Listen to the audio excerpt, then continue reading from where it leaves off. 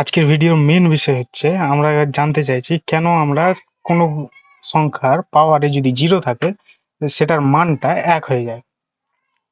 এখানে আমরা 2 নিয়েছি, সেখানে অন্য কোনো সংখ্যাও থাকতে পারে, যেমন 3 টু দি পাওয়ার 1 ও থাকতে পারে।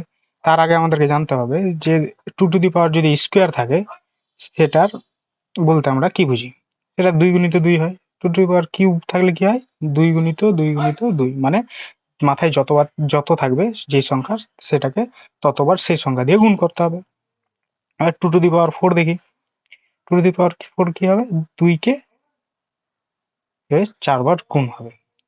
কি এবার যদি আমরা পেছনে পেছনে যেতে থাকি তাহলে আমরা দেখতে পাবো এখান থেকে যদি আমাকে 2 টু দি পাওয়ার কিউব যেতে হয় 2 টু দি পাওয়ার 4 থেকে, সেখানে আমাকে 2 দিয়ে ভাগ করতে হবে, ঠিক আছে। কিন্তু আবার 2 টু দি পাওয়ার কিউব থেকে যদি আমার 2 টু দি পাওয়ার স্কোয়ার যেতে হয়, 2 স্কোয়ার যেতে হয়, তাহলে সেখানে আমাকে যে 2 দিয়ে আবার ভাগ করতে হবে।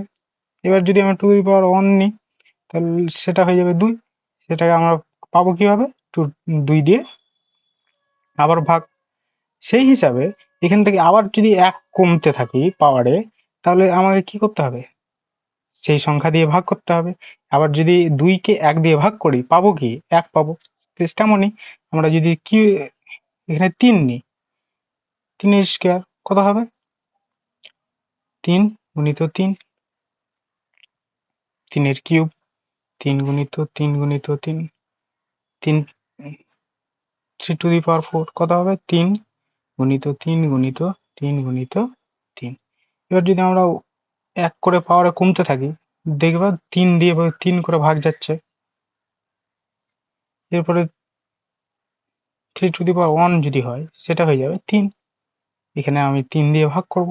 কিন্তু আমাকে 3 টু দি পাওয়ার 0 যদি নিতে হয়, 1 এর চাইতে আবার 1 কম, তাহলে কি হচ্ছে, এখানে 1 হয়ে যাবে, সেটা কি হবে, 3 দিয়ে ভাগ করতে হবে। একই রকম ভাবে এ যদি একটা যে কোনো একটা সংখ্যা হয়, তার মাথায় যদি পাওয়ারে যদি 0 হয়, তার মান সবসময় 1 হবে।